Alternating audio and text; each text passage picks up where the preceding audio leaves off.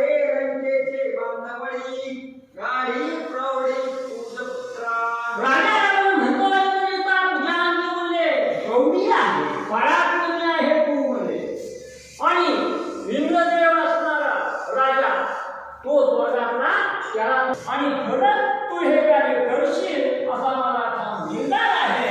राजा रावण बोलू लागला गेला. हरवली मेघाचे तर्जना म्हणून सर्व गोष्टींना येतो चित असा इंद्रजित आहे. म्हणून करता माझ्या मनामध्ये कुठल्याही प्रकारचा संदेह नाही आणि ते वानर तू धरशील असा माझा विश्वास आहे असा इंद्रजिताला परावर बोलू लागला गेला. जरी नाटोपे करिता बळ तरी त्वा त्याचा करावा छळ. तूज पाची विद्या प्रबळ गोळांगोळ धरावया.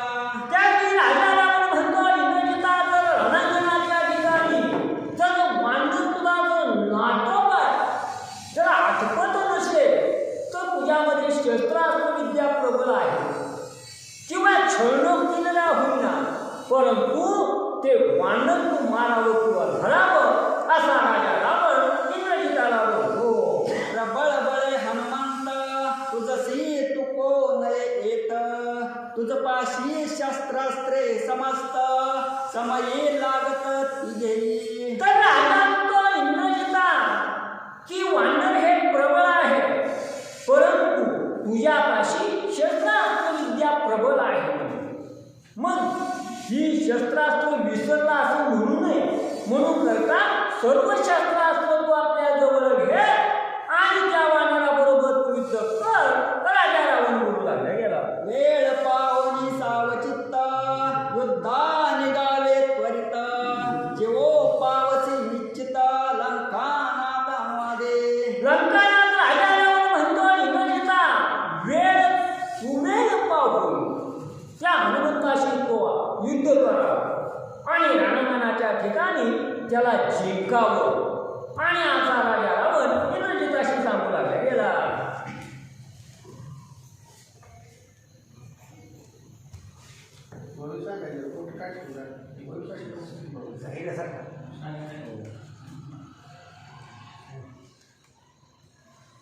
श्री गणेशाय नमः. श्री सरस्वते पितृवाक्याशी अशी वचन इंद्रजिताय कोणे आपण परम भक्ती प्रदीक्षिण मस्तकी चरण वदिले. पितृआशीर्वचन त्यावेळी इंद्रजितानं ऐकल्या गेलं.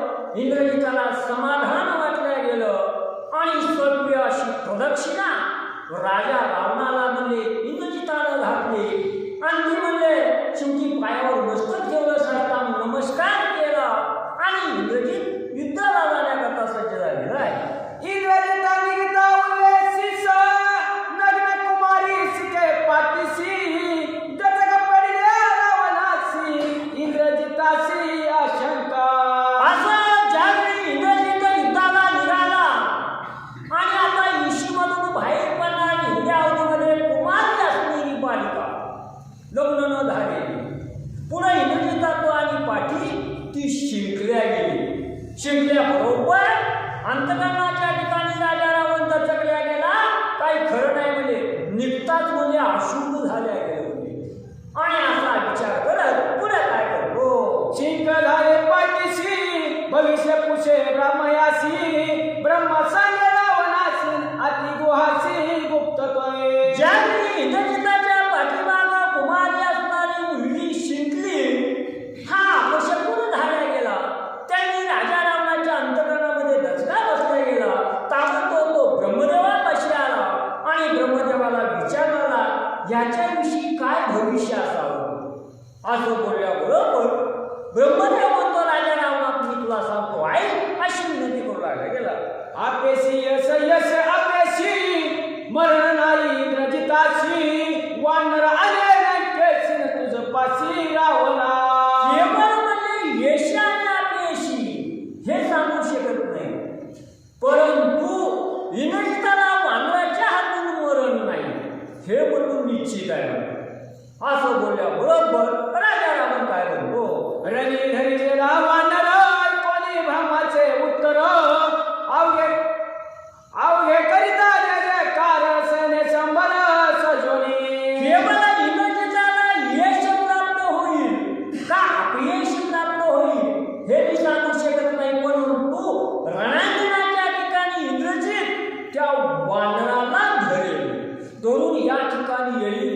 असं ज्यावेळी राजा रावणानं ऐकलं, रावणाला आनंद झाला आणि सर्व राक्षस श्रेणीलाही आनंद झाला आणि इंद्रजिताचा एक प्रकारे सर्वजण जय जयकार करू लागले. गुहा सांगे स्वय रावणा वानर नव्हे साधारणा रणकर कशाती दारुणा जाण संपूर्ण कृतांत. ब्रह्मदेव म्हणतो राजा रावणा हे वानर काही म्हणजे किंचित असं काही नाही म्हणजे केवळ हे वानर समर्थ आहे म्हणजे आणि महापराक्रमी आहे असं म्हणजे साधं त्याला तुम्ही समजू नये असं ब्रह्मदेव राजा रावणाला म्हणतो. जे जे गेले अशोकवनी ते ते पडले काळाच्या वदनी सैन्य अशोक गांजोली वीर मर्दोनी निर्दयले. ब्रह्मदेव म्हणतो राजा रावणा जे जे म्हणून त्या अशोकवनाच्या ठिकाणी महापराक्रमी असे रथी महारथी हातीस्वार पायीस्वार घोडेस्वार अशा अनेक पदार्थी मोठमोठ्या गर्जना करून गेले, पैला लावून गेले, परंतु ते माघारी नाही आले, काळाच्या दावणीला ते गेले. म्हणून करता वानर हे साधं समजू नको. ब्रह्मदेव म्हणतो जे जे देखे हनुमंते ते ते निमले निचिते बोंब सयोया पुरते नेंदी विराते उडवली. त्याने ब्रह्मदेव म्हणतो राजा रावणाला माहित आहे म्हणले जे जे म्हणून गेले मी वानर मावून येतो, परंतु माघारी सांगायला आले नाही तर आम्ही वानर जिंकलं म्हणून. बोन सांगायला सुद्धा माघारी एक सुद्धा त्यानं पाठवलं नाही, सर्व पेंड्या बांधून समुद्रात नेऊन टाकले म्हणजे असं महाप्रतापी हे वानर आहे.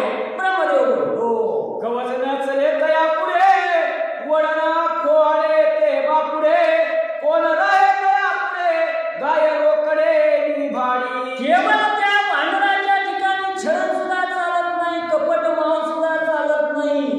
जेवढे का गेले सर्व काळाच्या जबड्यामध्ये त्यानं घातल्या गेलं असं असणारं गुरुधर हे वानर आहे.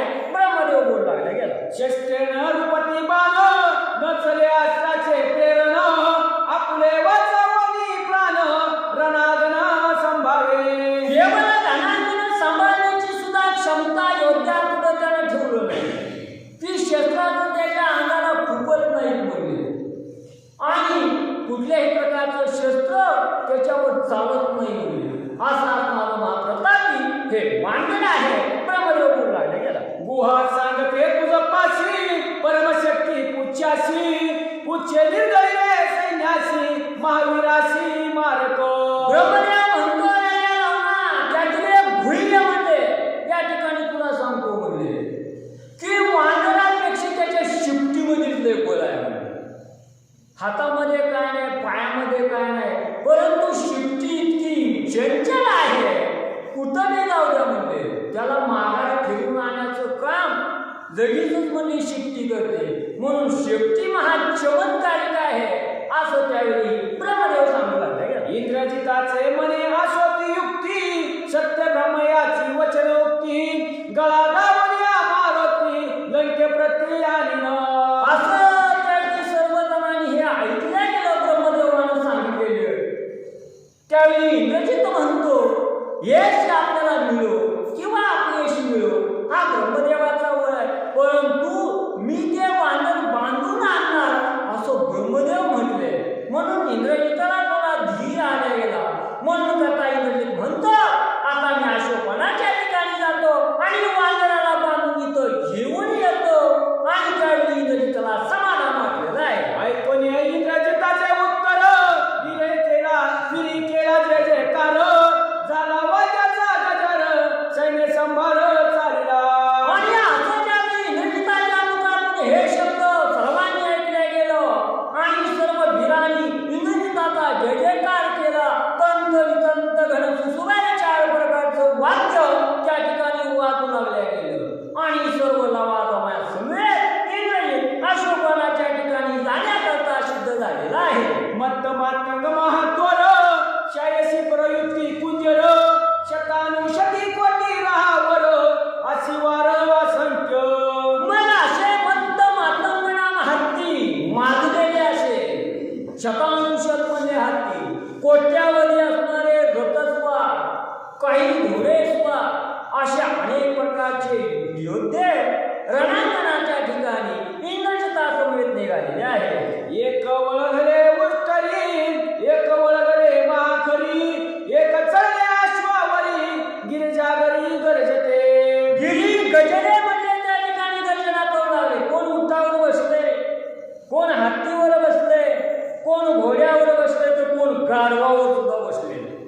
असे असणारे महा उद्भट असे वीर हातामध्ये शस्त्रास्त्र घेऊन इंद्रजिताच्या बाजूनं सर्व जय जयकार करत अशोकवनाच्या ठिकाणी निघालेले आहे. वारोविडी जे वीर केसरी, नाचविते तिच्या पायावरी. हो हो हो मामाजीची करी, यावस्वरी साविजे. त्यावेळी वाजू किंकाळ बोलावल्या गेले. एक एक म्हणजे घोडा एका पायावर उभा राहू लागला, खैते असा नाचू लागला गेला. वीरांचा एकच कावा चालू लागला गेला. हो हो मामाजीची करत सर्वजण म्हणले मार्गक्रमण करू लागले गेले. वीर वाटवी आतुबर आतुबर, हस्त बहु काळ करतळ, कंगल टोपी राजावळ, मुक्त मानिक मेळे पाखरा. आणि असे असणारे वीर म्हणजे भाऊभूषण आहेत. हातामध्ये शस्त्रास्त्र आहे, हत्तीला पाखरा आहे, अनेक प्रकारचे इतके असणारे जनावर त्यांना सुद्धा शोभिवंत केलेले आहे, सुशोभित असं केलेले आहे. आणि असे असणारे वीर रणांगण करण्याकरता तो इंद्रजिताबरोबर निघालेला आहे. अंग त्राणे पैविराशी, लखलखिते तेजोराशी, हिरे मानिक जळले त्याशी, रवी प्रभेशी समप्रभा. मला असे असणारे वीर उद्भट होते, बळानं आबाद होते, अंगावर सोन्याचे असणारे अलंकार होते. आणि असे उद्भट वीर म्हणजे गर्जना करत इंद्रजिताबरोबर निघालेले आहे. शेळी सांबळी शक्ती तोमर, आरू चव्हाण कोयतेकार, शूळ त्रिशूळ फारशा चंदर, धनुर्धर पायाचे. आणि असे म्हणजे अनेक प्रकारचे शस्त्रास्त्र विद्येमध्ये प्रवीण असणारे, काही मरविद्येमध्ये प्रवीण, काय घरायुद्धामध्ये प्रवीण, काय म्हणजे फावडी आहे, कुणापाशी कोयता आहे, कुणामध्ये ढाल तलवार आहे, कुणापाशी फावडं आहे, कुणामध्ये भिंडीमाळा आहे, कुणाच्या हातात परशी कुऱ्हाड आहे, कुणाच्या हातामध्ये भाले आहे. अशा अनेक प्रकारची शस्त्रास्त्र घेऊन वीर म्हणजे निघालेले आहे. भेंडूमाळा चेंडू चक्री, गदा मृदुला परिघा पत्री, सिद्धे केले अग्नी शास्त्री, नानात येते रणमाला. केवळ रणांगणाच्या ठिकाणी समोरच्या योद्ध्याला मार देण्याकरता गदा, मुदगल, पट्टीस, तोमर, भेंडीमाळा, चेंडूचक्र अशा अनेक प्रकारचे असणारी शस्त्रास्त्र म्हणजे घेऊन वीर निघालेले आहे. अलंगाईत बाणाईत, तुळणे ओढणे धडकीत, कोयते कार पैकळपत, जेठी पिलांगण मुष्टीधात. आणि असे असणारे काय कोयतीकार असणारे हातामध्ये कोयती चकचक करून लागले गेले. कुणाच्या हातामध्ये पट्टीशी आहे, कुणाच्या हातामध्ये ओढणामध्ये ढाल आहे, एका हातामध्ये तलवार आहे. अशी शस्त्रास्त्र नाचवत वीर म्हणजे किंकाळा ठोकत निघालेले आहे. खड्ड हस्त खेटका हस्त, पट्टाईत पट्टीसे हस्त, जमदार कट्टरा हस्त, अश्मपात पैका. अश्मपात नावाचं शस्त्रास्त्र एकाच्या हातामध्ये आहे, एकाच्या हातामध्ये पट्टीश आहे, एकाच्या हातामध्ये मुदगल आहे, एकाच्या हातात खड्गनाम तलवार आहे, कुणाच्या हातात ढाल आहे.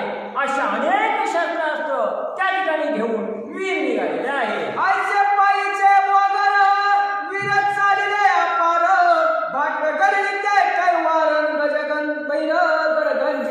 गडगंज म्हणले आकाशाच्या ठिकाणी एकच म्हणजे ढळताळी शिवनामध्ये वीर करू लागले गेले. आणि असे असणारे वीर जय जयकार करत निघाले.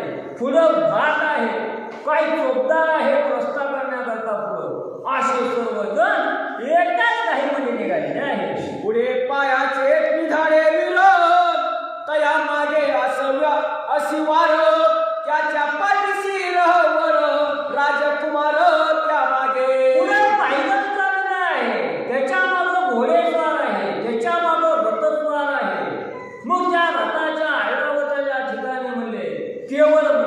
जे राजपुत्र असणारे असे वीर होते. आणि अशा आईने पाहिजे सर्व असं म्हणजे ही वीर म्हणजे निघालेले आहे. दाती लोह सेवा तिकट वारियान चाले वाट कोणी बाजी गंजाचा थाट मोदक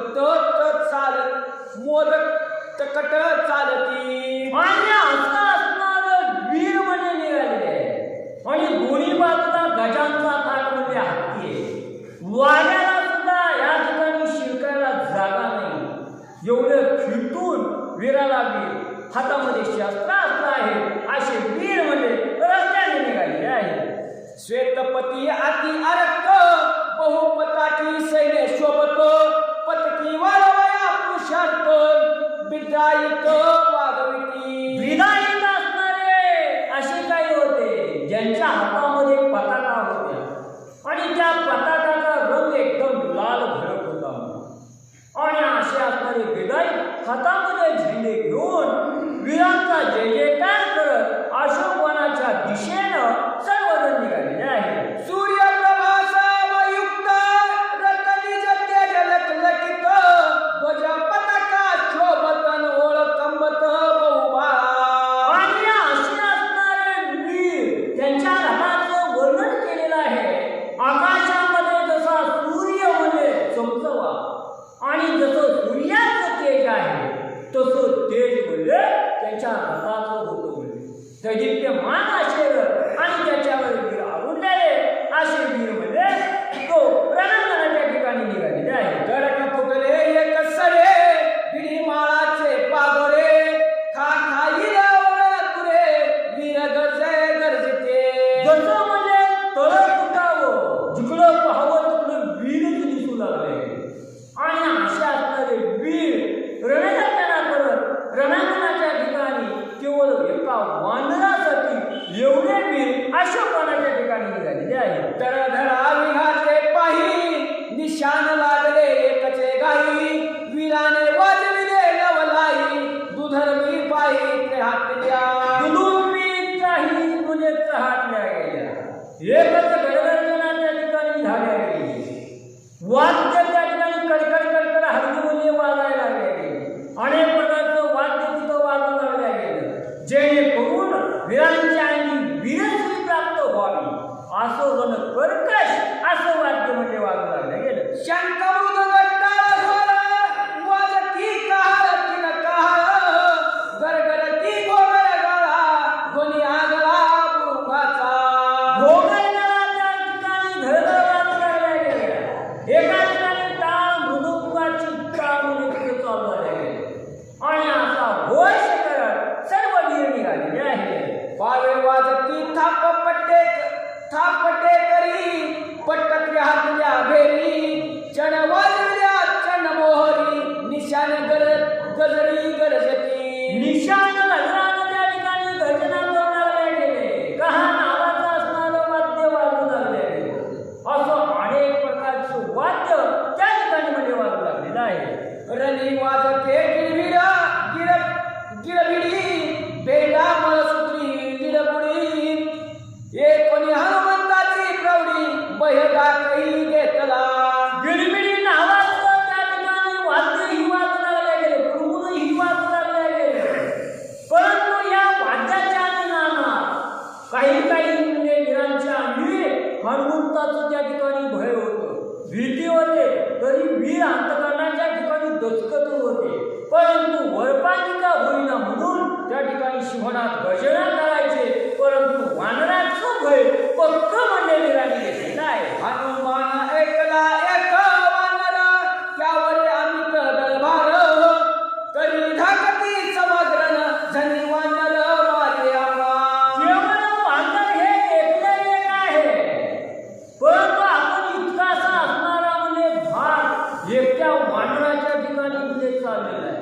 परंतु एवढं जर असून सुद्धा आम्हाला वाटत नाही वानराला आम्ही जिंकू. असे काही वीर मनाच्या ठिकाणी शंका म्हणजे घेऊ लागलेले आहे.